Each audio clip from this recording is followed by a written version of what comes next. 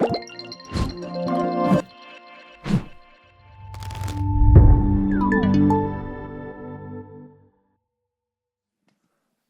everybody, thanks so much for coming today. Big shout out to the Immersive Experience Network for inviting us down to give a talk. It's so good to see this sector finally getting expanding and starting to define itself. So opportunities like this for people to come together, learn, disseminate and inspire each other, hopefully can't be enough of them, so thanks. I'm going to start with a very quick introduction. My name's Matt Wright. I'm a 360 photographer, filmmaker, immersive filmmaker, one of the two founders of 4Pi Productions, which is a small independent immersive production studio, and the venue, I'm the artistic director of CULTVR Lab.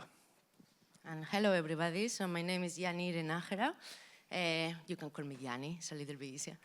I'm a photojournalist, producer, multimedia artist, and also the creative director of both 4Pi and CULTVR Lab. And we thought in this session to give a little bit of context and take you through the journey that we had as immersive creators, and also introduce some of the XR live performances that we have produced to date. So first, a little bit of background. Okay, so me and Yanni basically met at university. We were both studying photography in South Wales. You might have guessed neither of us are from South Wales. I'm an Essex boy. Yanni's from the Basque Country. But we met in the rolling foothills of South Wales on this idyllic mountainside campus because they had amazing photography facilities. Yanni comes from kind of a journalistic background and is really into telling deep social histories and doing long-form kind of photojournalistic projects. I'm more interested in the kind of discrepancies between human vision and how technology can capture the world and present the world in ways that are different to how the human system works, and therefore the possibilities, the creative possibilities that come out of those discrepancies. So I kind of fell in love with time-lapse and compressing time and extending time and broader perspectives and fell into panography. But one thing that happened soon after graduation was we started working on a large form international collaborative multidisciplinary art project that kind of took over our lives for the best part of 5 years. And we realized really early on that making cultural activity more accessible by putting the power back in the hands of the audience, giving them the ability to control where they're looking, what they're engaging with, the levels of detail or synopsis that they can tap into, really empowered our project. So collaboration kind of underpins everything that we do, and leveraging emerging technologies that we can access and afford to basically enhance the audience experiences kind of feeds into everything that we do at 4Pi. So yeah, 11 years ago, we founded the company 4Pi Productions, that is an immersive studio. And the idea was to have the platform that will allow us to design, prototype, and also deploy immersive art experiences. We realized that we needed a bigger team, and as such, we needed the company to give us the framework, and also to produce XR live performances. So we prepared a very short showreel to give an overview of some of the projects that we work on.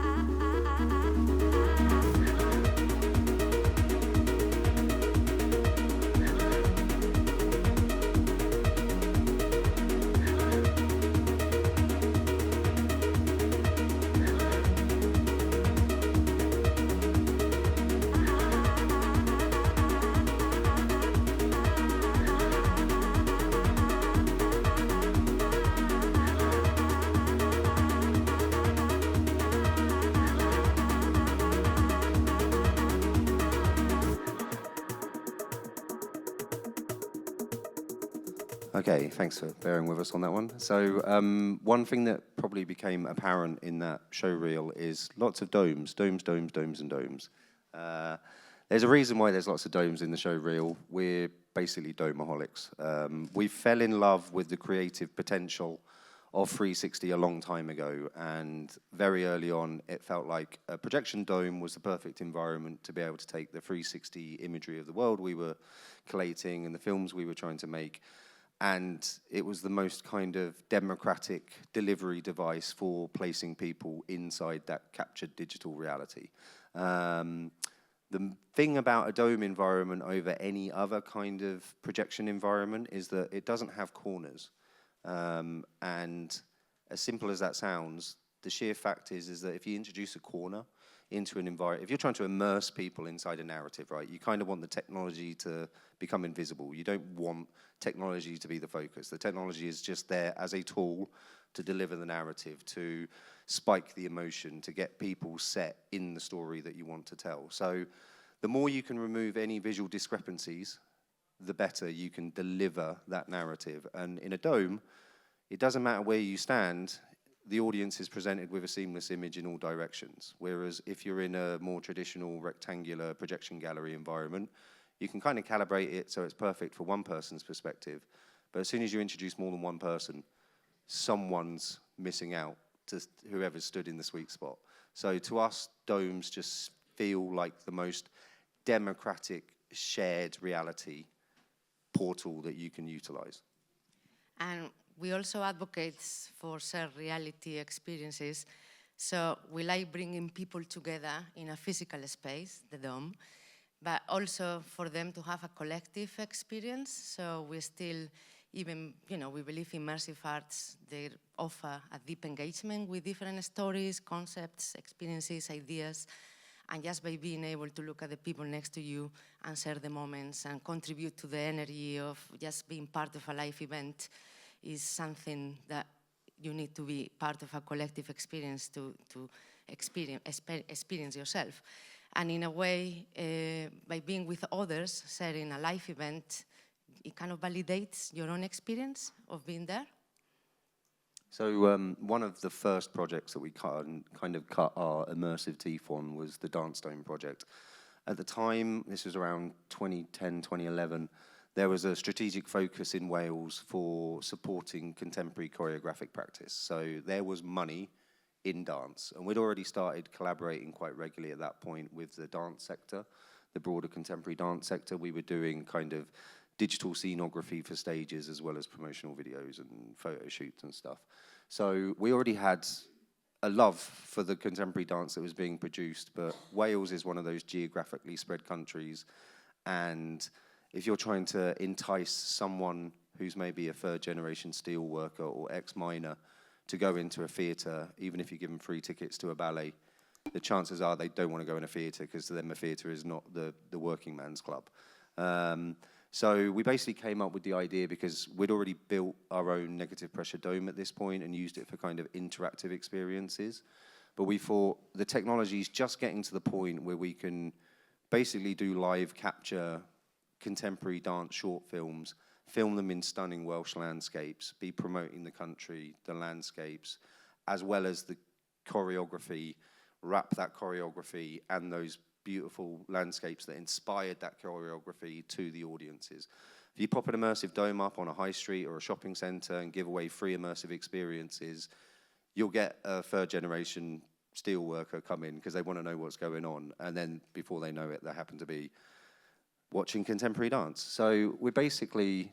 But yeah, it was still very, very challenging to film because of the resolutions that you need for the dome environment. Normally it's around 4K, but it's a square kind of dimension, 1 by 1. So 11 years ago, imagine the camera technology didn't support this kind of resolution unless you will use different camera rigs and combine images, which brings lots of other complications. And we were going to conferences and they were telling us, don't do that, it's impossible. That's why we use CG to produce most of the content for planetariums, domes. So we kind of reverse engineer, and obviously we were working with dancers, so we really needed to capture live video. So we rigged some green screen studios where we could kind of comp the dance out of the scene, but what we wanted it was more to utilize document the dance in the different environments. So then we had to, come up with really clever rigging, because when you are filming for the dome, you are capturing half of the wall. So all the crew and all the rigging and the grip equipment, it has to be hidden. So it was pretty challenging, but in a way we managed to produce 3 films, and then we will tour them, as Matt say, in our portable dome. We were very fortunate to take our productions to Hong Kong, Macau, Norway, Spain. We toured across the UK. As we were producing the work, but also we were very lucky that we were delivering the work to audiences. It was the same team doing both things. So we had a unique opportunity to conduct research and ask audiences about what they think and what it worked better, what it worked less, so we could learn pretty quickly. And what it was fascinating is during the length of the project, for 87% of the people that come in contact with the Dance Dome films, it was the first time they had an immersive experience. So that was pretty mind-blowing for us. Yeah, the 4th film in the sequence so far was made around 2016, 2017, and it was basically called Liminality. This is the first time, rather than just concentrating on Welsh choreographic talent and Welsh dancers and Welsh landscapes, it was the first international project, and that was really exciting for us because one of the things that domes can do really well when you've got a digital environment is transport people into other cultures and into other spaces. So we were able to make a dance film where the choreography was the one defining element that led the audience through the experience, but the actual environments and editing and jump cutting and all of that was very much juxtaposing these 2 very disparate cultures. It was part of the India-Wales strategic year of creative partnership.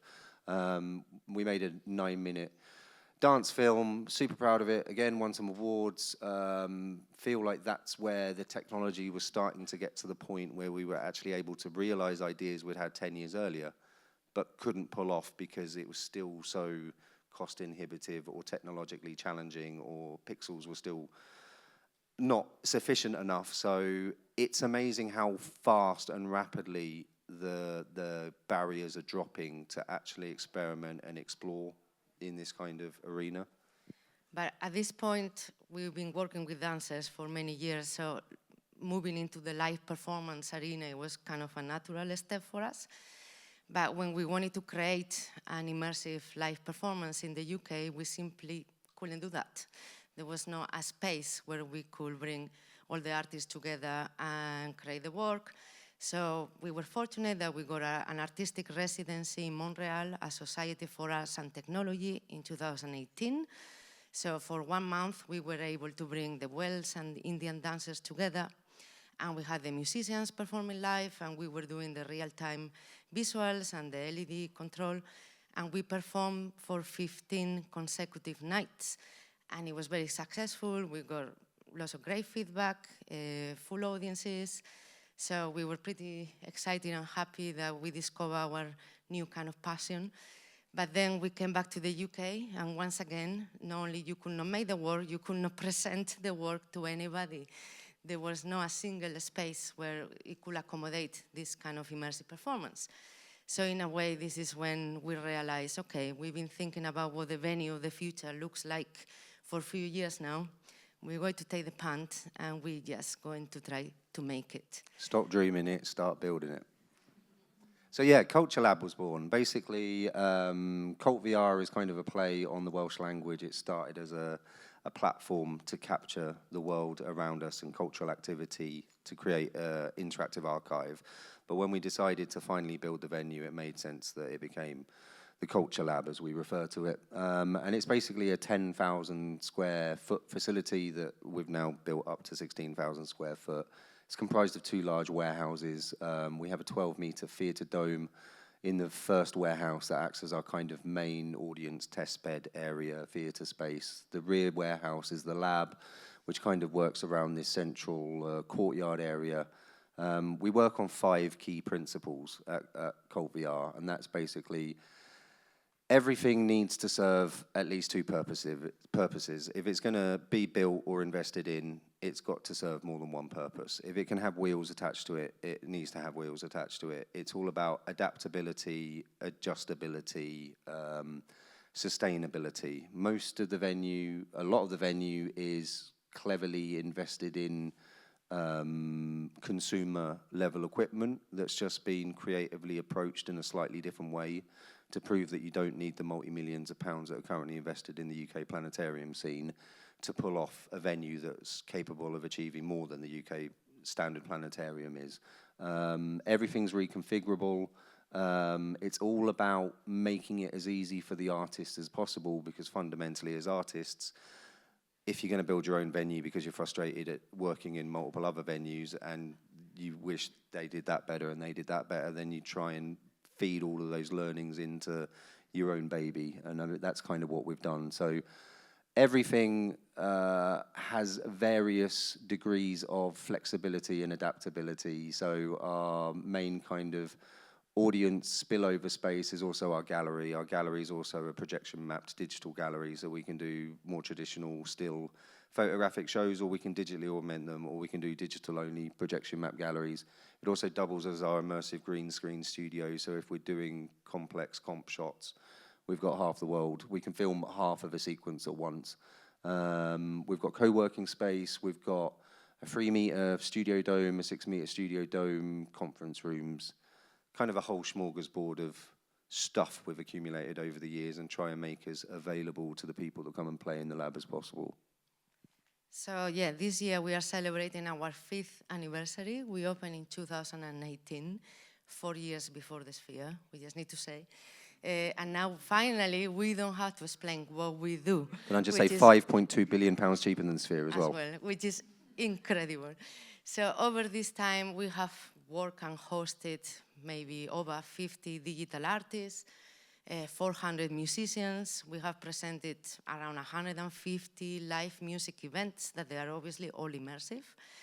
We hosted more than 150 dance and theater practitioners, and over 1,000 university and college students have come through our doors. So we have mainly 3 pillars. One is CULTVR Lab. That is where we kind of R&D and present to audiences the live performances that we create or other artists create. We also have CULTVR Academy, where we work with different organizations and universities. Now we are doing a massive project called Unlocking XR with the 3 universities in Cardiff, and we will be empowering the younger generations and trying to feed immersive tech into the curriculum. And also we have CULTVR Portal. There is no an archive of 360, so we've been creating for the last 7 years or so, documenting cultural experiences that happen in Wales, so future generations can, when we all have a projection room in our lounge kind of thing, they can go back 10 years into any cultural activity. So that's our humble contribution in the immersive sector. We work with lots of musicians. Most recently, we've been working with DJ Yoda, with Richard Ripari from Arcade Fire, Dust Coolies, a Welsh really renowned band, and Slowly Rolling Camera, who are in the video. And our next immersive live production will premiere on the 6th of December in CULTVR Lab. So if anybody wants to come, it will happen in December, and it will be the celebration of our 5th birthday. We also run probably the first XR artist-focused residency program in the UK, but definitely in Wales. We call it Catalyst 360. We ran the first one 4.5 years ago, I think. And basically what it facilitates is 4Pie Productions as the studio and Culture Lab as the venue basically create free opportunities for artists to get a full support package to realize their ideas to create an immersive show. There's then 6 showcase opportunities, as well as a whole strand that is about basically opening up to the local community and trying to lower those barriers of engagement so that we just open the doors to more people, inspire more people about the possible utilization of immersion with culture. And we will be announcing very soon the new round and open call. Yeah, so we just literally got a couple of days ago confirmation from Arts Council of Wales that they're supporting the new round. So keep an eye on the website and our socials, because we'll be announcing information for those pots of money and opportunities soon. But if we are not busy enough, yes, designing, building, because we built CULTVR from the ground up. We didn't have builders that came and help. Also programming and doing all the outreach activities. And all the fundraising to pay for it. Yeah. We are immersive artists at heart, so for us it's very important to work on a large production project every year to keep our sanity. So our latest production is Arka Kinari, Artivism at Sea, where we were very fortunate to work with a couple of friends of us, Gray Philistine and Nova Ruth, which are musicians, and they kind of found a cultural platform to tour on a more sustainable way. Yeah, this is a fun story. So the same time we were trying to take our crazy idea off the ground by setting up CULTVR Lab, basically Gray and Nova, who are basically digital nomads, they travel the world creating music inspired by the cultures that they're traveling through.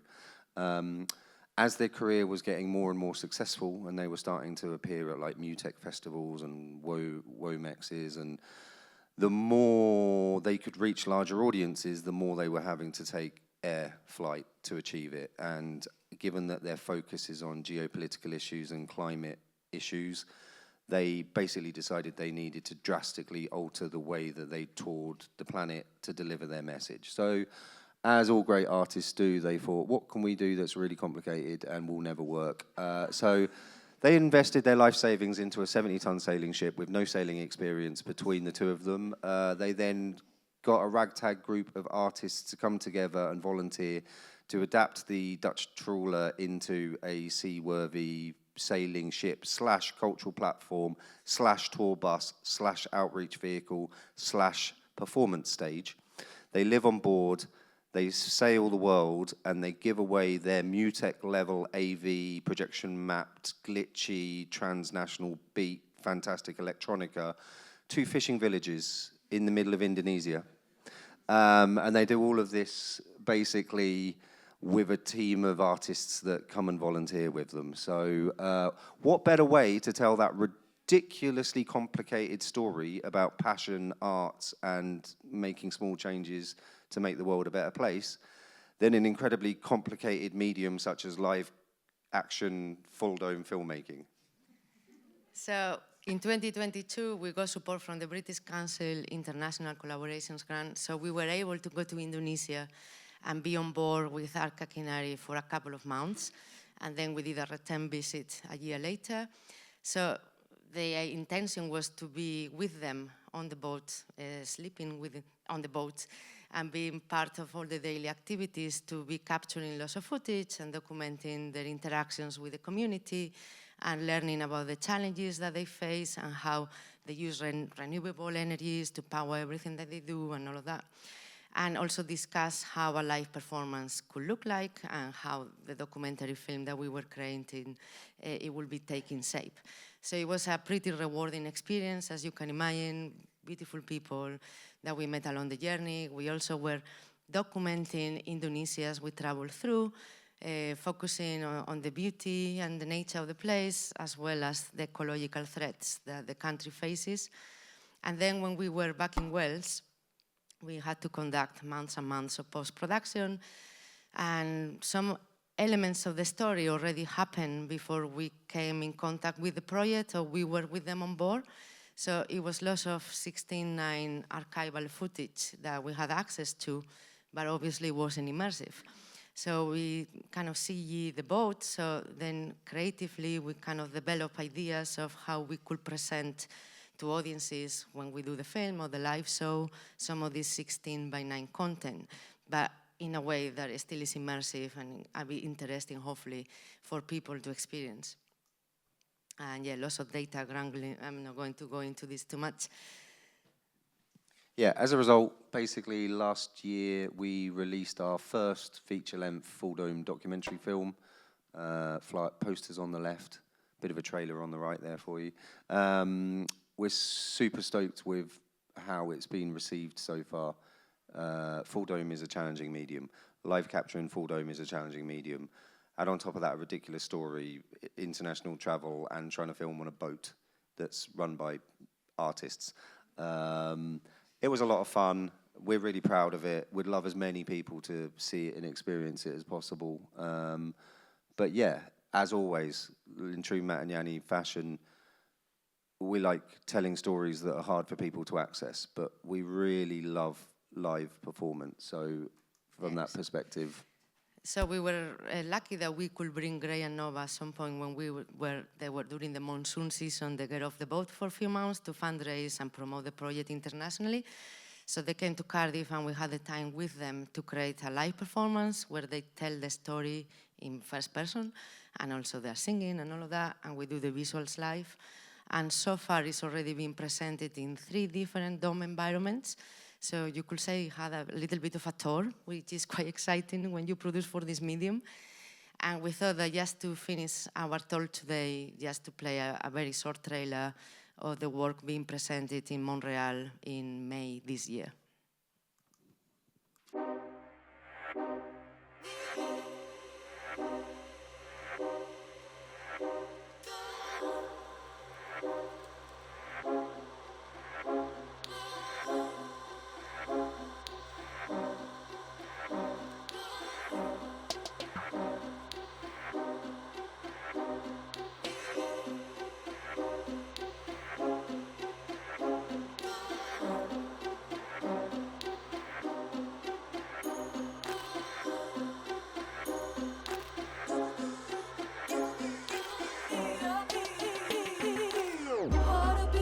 This project is a way for me to say, well, I don't know if we're ever going to win one of these battles, but I'm going to fast forward right past the whole climate collapse, and we're just going to start living the way we think we should be living in the future, right now. But we're basically really passionate about making other artists that follow in our footsteps not have as many challenges as we had to overcome ourselves to play in this a medium that we're so excited and passionate about. Also, you want to get in touch, here's some information, and come and see us in Cardiff. You are around. You look at the website, we program lots of different events, from full dome film screenings to live performance. So, hopefully you find something that you enjoy and we might see you there. Thank you very much.